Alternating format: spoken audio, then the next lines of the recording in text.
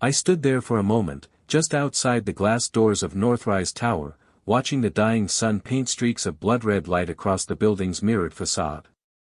14 years of my life were reflected right back at me in those distorted panels: success, sacrifice, and now, failure.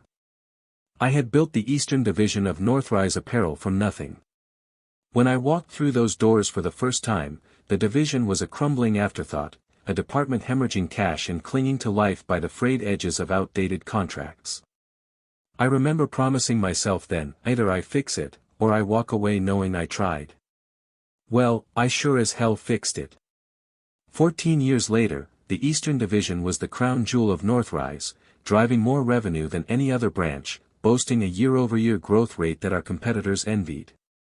And yet, here I was, standing on the outside looking in.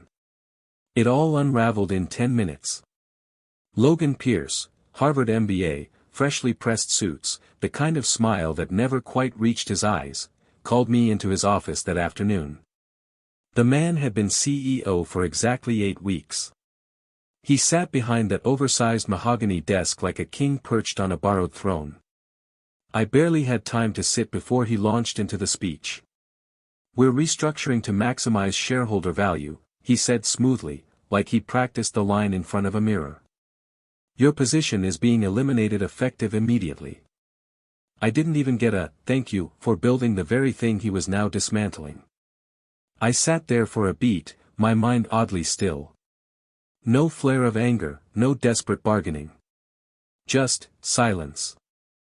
I studied him carefully, how his fingers tapped restlessly against the desk, how he avoided eye contact after delivering the blow. He couldn't even own it fully. "Is that all?" I asked, my voice steadier than I felt. He cleared his throat and nodded. "Security will escort you to pack your things." And that was it. 14 years condensed into a cardboard box. I walked the familiar hallways one last time, past the framed awards, the smiling team photos. People I'd mentored, promoted, couldn't quite meet my gaze. Some turned away entirely. But not Emily. She was the one waiting at home, as she always had, through late nights and endless travel. Steady. Unshakable. And Ryan. God, he was 12 when I started at Northrise. Now he was an architect halfway across the country, living out the dream I used to tell him I was working toward. Building something that lasts, I'd say to him when I tucked him in after coming home from another trip. Funny how easy it is to believe in permanence when you're standing on solid ground. But the ground had shifted. As I crossed the lobby toward the exit, the receptionist offered me a polite, practiced smile, the kind reserved for people who were no longer part of the machine. I pushed through the revolving doors and stepped out into the cooling air.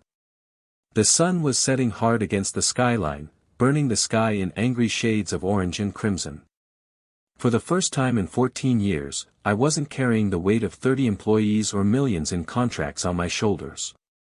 That should have felt like freedom. It didn't.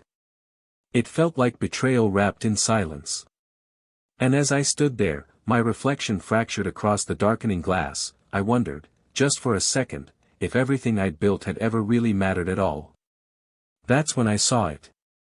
Through the reflection in the glass, Logan Pierce stood at his corner office window, looking down at me. His silhouette sharp against the blood-red sky. Watching. Detached. And in that moment, one thing became painfully clear. This wasn't the end. It was the beginning. I hadn't planned on going back upstairs. I thought I'd said my silent goodbyes, walked away with whatever dignity I had left. But something about the way Logan stood there, high above, looking down at me like a man already writing my obituary, it lit a small, defiant fire inside. I turned back. Security was surprised to see me again, but they didn't question it. Old habits, I suppose. I took the elevator alone, listening to the soft hum as the numbers ticked upward. When the doors slid open to the executive floor, the hallway felt colder than I remembered, emptier somehow. My office door stood ajar, the nameplate already starting to feel like a relic. I stepped inside and went straight for the desk, determined to grab the last few things I cared about and leave for good. Family photos.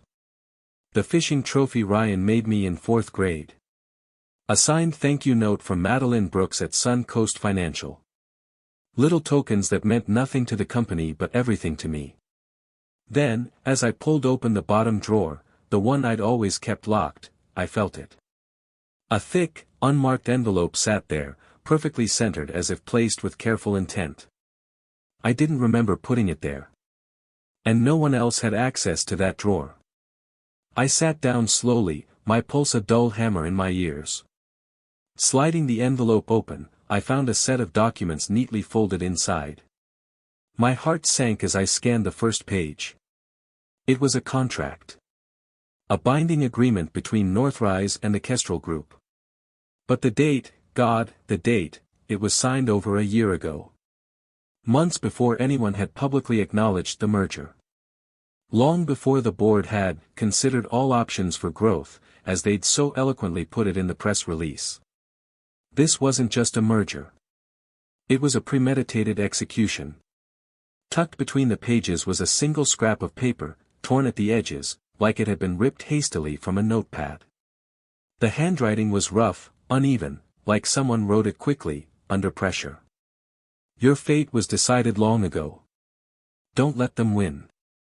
No signature. No hint of who had left it. My mind raced through the possibilities. Who still had loyalty in that building? Who knew enough to leave this where only I would find it, but not brave, or foolish, enough to face me directly? Grace Turner. She'd always been quiet but fiercely loyal. Lucas Bennett. He had a sharp mind, but he played the political game too carefully to risk something like this. Or maybe it wasn't a friend at all. Maybe it was a warning from someone trapped too deep inside the machine to fight their way out. Either way, one thing was clear, this wasn't over. I folded the contract neatly, slid it back into the envelope, and tucked it under my arm. Logan thought he'd closed my chapter at Northrise. But he had no idea the real story was just getting started. I walked out of Northrise Tower for the last time with that envelope pressed tight against my ribs, as if the weight of it could anchor me to something solid, something real. Outside, the city felt quieter than usual, the air thick with that strange stillness that comes before a storm. The setting sun bled across the skyline, washing the streets in burnt orange and deep crimson. I turned one last time to face the tower. From where I stood, the Northrise logo loomed like some untouchable monument, but as I crossed the street and slid behind the wheel of my car, it started to shrink, little by little, in my rearview mirror. Funny how easily 14 years can disappear into a dot on the horizon. I drove in silence. No music. No news. Just the low hum of the tires against pavement and the quiet roar of regret building inside me. When I pulled into the driveway, the porch light was already on. Emily always did that. No matter how late I got home, that light was there waiting, like a promise I'd never quite earned. She met me at the door before I could even fish the keys from my pocket. Her eyes scanned my face, reading every line, every silent admission. "It's done?" she asked softly. I nodded and stepped inside. The familiar scent of her lavender candle drifted through the air, a small reminder that some things still felt like home. I collapsed onto the couch, leaning forward with my elbows on my knees, staring at the floor like it might hold the answers I couldn't find anywhere else. "I don't even know what I'm supposed to feel right now," I admitted. My voice cracked around the edges, raw from holding it all in. Emily sat beside me, resting her hand gently on the back of my neck. "You feel whatever you need to, Ethan," she said. "Just don't stay there." I let out a hollow laugh. 14 years, Emily. 14. And what do I have to show for it? A cardboard box and a goddamn envelope full of corporate betrayal. She squeezed my neck gently, the way she always did when she knew I was spiraling. "Answer me something," she said, her voice low and steady. "Did you spend those years building something real, or just something for them?"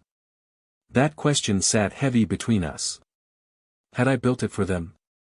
Or had I built it for the people who worked under me, the clients who trusted me, the relationships forged in late nights and impossible deadlines? I thought I was building something that would last, I muttered. Something Ryan could be proud of. But maybe I was just too damn naive. Emily stood, crossed the room, and returned with a framed photo, me and Ryan, his tiny hands gripping a toy fishing rod, the two of us laughing beside a muddy old lake. "You built more than you think," she said, setting the photo gently in my lap.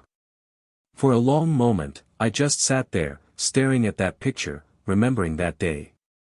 Ryan had caught a fish no bigger than his palm, but you'd have thought he'd landed a whale the way his eyes lit up. Back then, I promised him I was working hard so he wouldn't have to struggle the way I did. That he'd have a life full of choices. And now, maybe it was my turn to start making some of my own. Emily sat back down beside me and took my hand. "Ethan," she whispered, her voice breaking through the static in my head, "for the first time in years, you're free. You have a chance to do what you really want. Don't let regret be the only thing you carry out of this." Her words settled deep, somewhere beyond the gnawing bitterness and the raw ache of betrayal. I didn't have a plan yet. Hell, I barely knew what tomorrow would look like. But for the first time that day, I took a deep breath, and it didn't feel like the weight of the world was sitting on my chest anymore. Maybe, just maybe, losing everything was the only way to finally have something real. Morning came too early and far too bright. I hadn't really slept, just drifted in and out of a restless haze, my mind chewing through every bitter detail of the day before. By the time the sun was up, the house was quiet. Emily had already left for her morning run. The coffee machine gurgled softly in the kitchen, a small reminder that life was still moving forward, even if I wasn't sure which way to follow.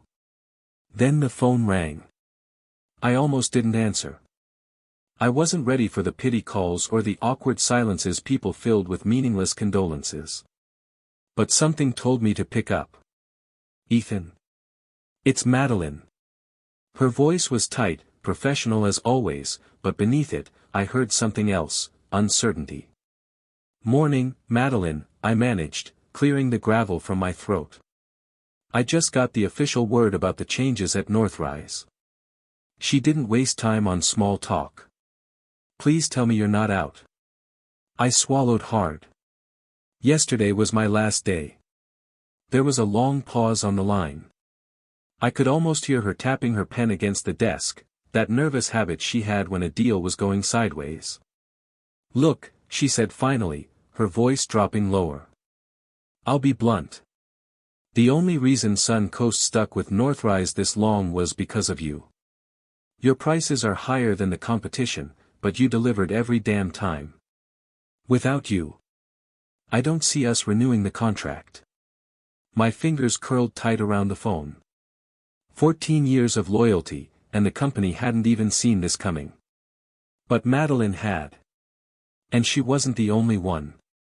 That was the moment something inside me clicked back into place. They thought they could remove me like a defective part and expect the machine to keep running. But what they never understood, what Logan Pierce would never understand, was that this business wasn't built on spreadsheets. It was built on people. On trust.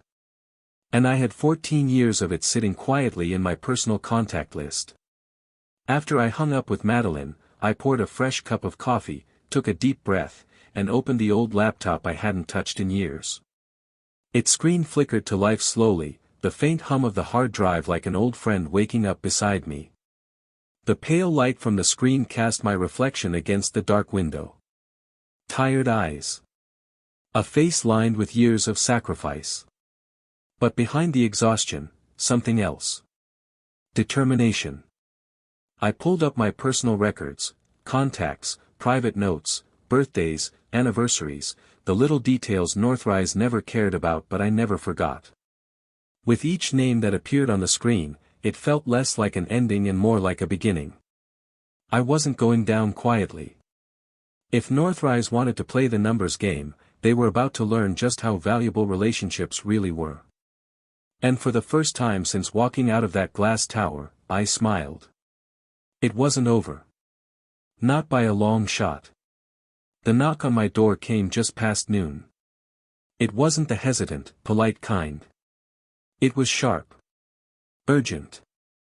Like the man on the other side was pounding out his last hope against solid oak.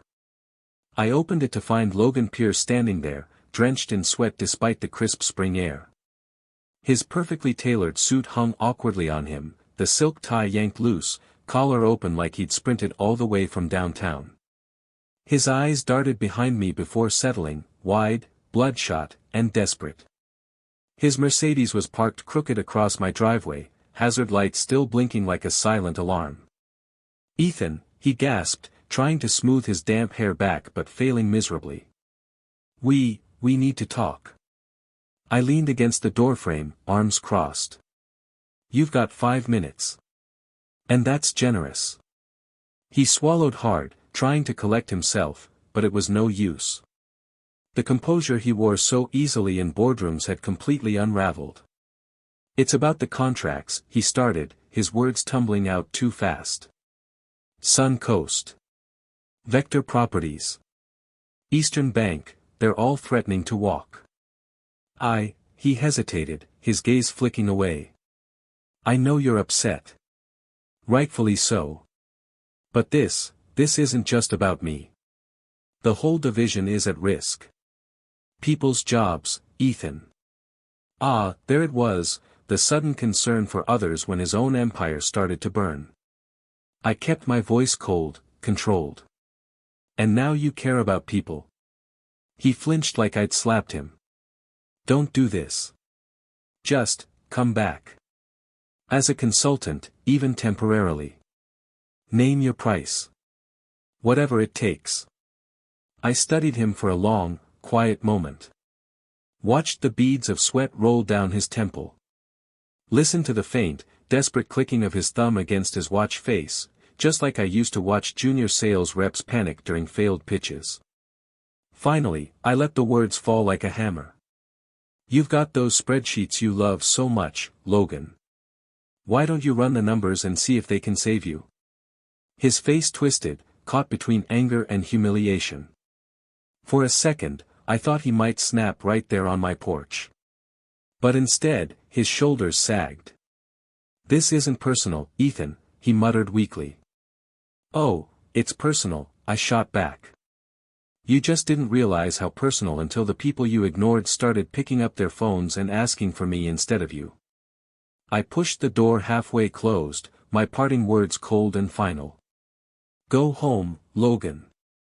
Or better yet, head back to that shiny corner office and try explaining to the board how you managed to light their golden division on fire in under 3 months." Before he could respond, the door clicked shut between us. Outside, the faint sound of his Mercedes roaring to life drifted through the window as he peeled out of my driveway, taillights disappearing down the street like a man running from the inevitable.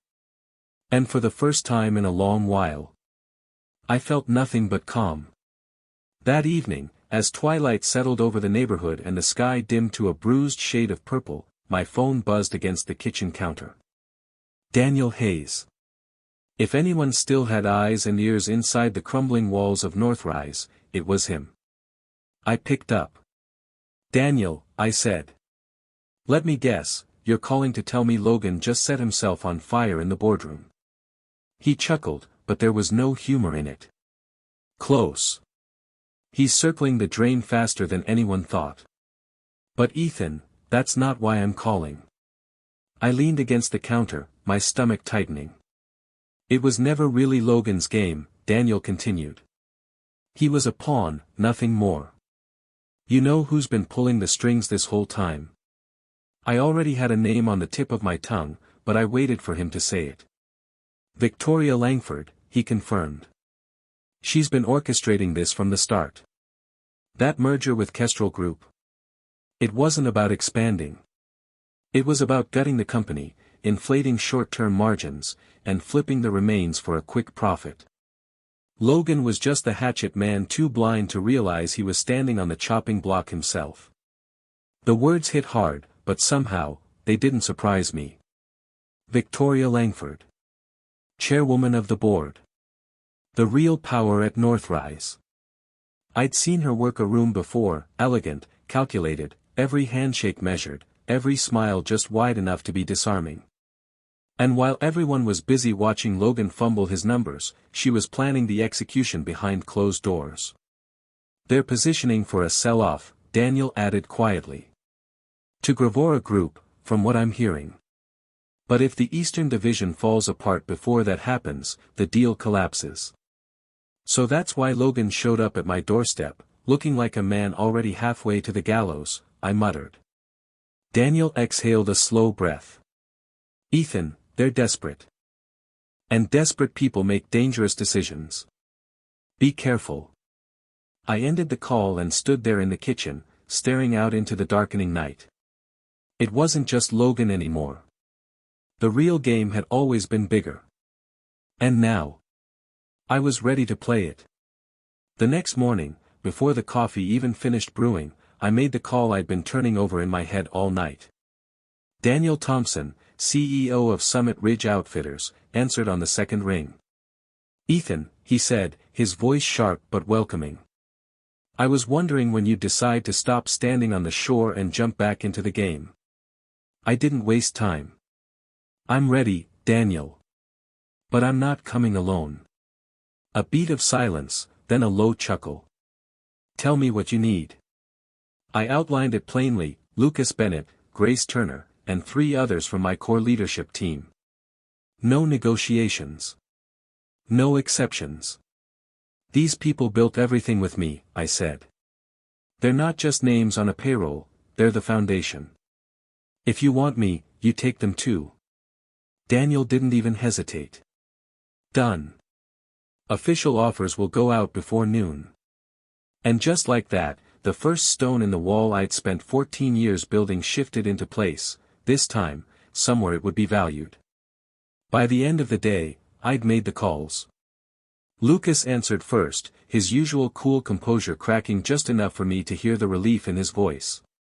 "Tell me where and when, Ethan. I'm tired of pretending things aren't falling apart over here." Grace Turner was next. She didn't ask for details. Didn't need to. "I've been waiting for this call," she said softly. "Count me in." One by one, the others followed without hesitation. No convincing required. It wasn't about money. It was about loyalty. About belief in something real again. 2 days later, we stood together in the glass-walled conference room at Summit Ridge. The morning sun poured in through the tall windows, washing everything in a golden light that felt almost symbolic. For the first time in what felt like years, their faces weren't shadowed by uncertainty or corporate politics. Lucas leaned back in his chair, a rare, genuine smile pulling at his usually stoic face. Grace sat by the window, her eyes bright, her fingers resting lightly on the notepad in front of her like she was finally breathing easy. And me? I looked around that room and knew, this wasn't a comeback. It was a new beginning. And this time, I was the one holding the playbook. The storm rolled in fast that afternoon, dark clouds churning above the city like a warning shot from the heavens. By the time the first hard drops of rain began to fall, I'd already settled into the porch with a mug of coffee, watching the storm unfold. That's when I saw the headlights cutting through the downpour, the unmistakable shape of a silver Mercedes struggling up my driveway. For a moment, I thought he might turn back. But the car came to a hard stop, tires kicking up water from the cracked pavement. Logan Pierce stepped out into the storm without an umbrella, rain soaking through his designer suit in seconds. His tie hung limp around his neck, his hair plastered to his forehead. He looked like a man who'd finally realized he'd lost everything, and worse, that he had no idea how it had happened. He didn't even try for the porch. Instead, he dropped to his knees right there on the front lawn, rain pooling around him, his voice breaking through the thunder. "Tell me," he shouted, hands clenched into fists at his sides. "What do you want, Ethan? Money? Power? You want me to say I'm sorry? Fine, I'm sorry." The words fell from his lips like a man confessing at his final hour, but they held no weight. No real understanding. I stood slowly, walked to the edge of the porch, letting the rain sting my skin. For a long moment, I just looked at him, soaked, broken, kneeling in the mud where his arrogance had finally landed him. "You still don't get it, do you?" I said quietly, my voice cutting clean through the sound of the storm. He looked up, desperation in his eyes. "What do you want from me?" he gasped. I shook my head slowly. "The one thing you'll never understand," I answered, my eyes locked on his. "Respect. And loyalty. The kind you can't buy or bully out of people. The kind you build by standing with them through the storms, not hiding behind spreadsheets and stock options." For a second, I thought he might say something, fight back, make one last grasp at pride. But he didn't. His shoulders sagged. His gaze dropped to the mud beneath his knees. Without another word, he pushed himself to his feet, turned back toward the Mercedes, and drove off into the rain, taillights glowing faintly as the storm swallowed him whole. I stood there until the rain eased, the air clean and sharp in the aftermath. Logan Pierce was finished. But for me, this was just the calm before the next move. The invitation came in the most unassuming way, a cream-colored envelope, no return address, slid under my front door just before dawn. The handwriting on the front was precise, almost regal. One word. Come. The location was a private club downtown, the kind that didn't appear on Google Maps and only opened its doors for those whose names moved markets. By noon, I found myself standing in a mahogany-paneled library that smelled faintly of old money and older secrets. And there she was. Victoria Langford. Chairwoman of the board. The real architect behind everything that had happened. She stood by the fireplace, a glass of deep red wine swirling lazily in her hand, dressed in a tailored black suit as sharp as her reputation. "Ethan Walker," she greeted me with a faint, knowing smile. "I had a feeling you wouldn't resist the curiosity. I didn't bother with pleasantries. You could have just sent the proposal through your lawyers." She turned, her expression unreadable. "Some offers deserve a personal touch." I crossed my arms, waiting. She took a slow sip of wine before speaking again. "Come back to Northrise," she said. "Take the CEO position. Or, consider something far more interesting. Join me at Kestrel Group as chairman. Together, we could control the entire industry. No more fighting from the sidelines, Ethan. You'd be at the very top. All the power, all the influence you've ever dreamed of." The weight of her words settled heavy in the room. I stood there, staring at the fire, the warmth of it brushing against a cold edge forming deep inside me. For a moment, I could see it, the corner office, the boardroom victories, the world bending to my decisions. Everything I'd been denied, now right within reach. But then, just as quickly, another image came to mind. Grace Turner. That steady voice over the phone, the unwavering loyalty when everything else was falling apart. And suddenly, I knew. The pieces fell into place. I turned to Victoria, my voice calm but resolute. "You know, I figured out who left that envelope for me," I said quietly. "It wasn't some desperate whistleblower. It was Grace Turner. She knew what you were doing long before I did. And she waited for me to remember who I really am." Victoria's eyes narrowed slightly, but she recovered fast. "Loyalty is admirable, Ethan. But don't confuse sentiment with strategy." I shook my head. "This isn't about sentiment," I said. "It's about finally choosing to build something that lasts, instead of selling out for a fleeting crown." She took a final sip of her wine, the faintest smile curling at the corner of her mouth. "Very well," she said smoothly. "But remember, in this game, kings fall just as easily as pawns." I turned and walked out, leaving the warmth of the fire behind. And for the first time in years, the path ahead felt entirely my own. The news broke less than a week after that final meeting with Victoria Langford. Northrise declares bankruptcy amid leadership scandal. Kestrel Group pulls out of acquisition talks. Logan Pierce had officially resigned. Not that it mattered, by then, the board was already a sinking ship, and Victoria, the woman who'd orchestrated it all, had quietly disappeared from the headlines, her legacy crumbling as fast as the empire she tried to manipulate. And as for Summit Ridge, we didn't just survive the storm. We bought the wreckage. The deal went through on a quiet Tuesday morning. One simple signature, and just like that, Summit Ridge owned what was left of Northrise's Eastern Division, the very same division I had built from nothing. But this time, it wasn't about salvaging a broken system. It was about building something better. That afternoon, I took a slow drive past the old Northrise Tower. The familiar glass facade still stood tall, but the grand logo that once loomed over the city skyline had been replaced. Summit Ridge. A new name. A new future.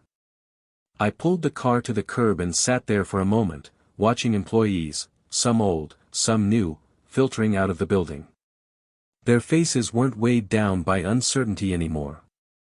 Lucas Bennett had taken the design team further than I'd ever imagined. Grace Turner now led the client relations department, and from what I'd heard, she handled it with the kind of grace and integrity that Northrise had long forgotten. For the first time in years, I didn't feel the pull of regret when I looked at that building. It was no longer a monument to sacrifice. It was a symbol of redemption. When I pulled back into the driveway at home, Emily was already at the door, a soft smile on her face, the warm glow of the kitchen light spilling out behind her. "Long day?" she asked, wrapping her arms around me as I stepped inside. I kissed her forehead, breathing in the quiet comfort of being home. The longest. And somehow, the best. Just as we sat down for dinner, my phone buzzed. Ryan's name lit up the screen. I put him on speaker. "Dad." "You won't believe it," his voice crackled through, full of that youthful excitement I hadn't heard in a while. "Our firm just landed the biggest project of my career. They're letting me lead the design team. It's happening, Dad." I glanced at Emily, who was already beaming. "That's incredible, son," I said, my voice thick with pride. "You're building something great out there." Ryan laughed. "Guess I'm just following your lead, huh?" I leaned back in my chair, eyes drifting toward the window where the night stretched wide and full of possibility. "No," I said quietly, more to myself than anyone else. "This time, we're building something that's going to last forever." And for the first time in a long, long while, I believed it.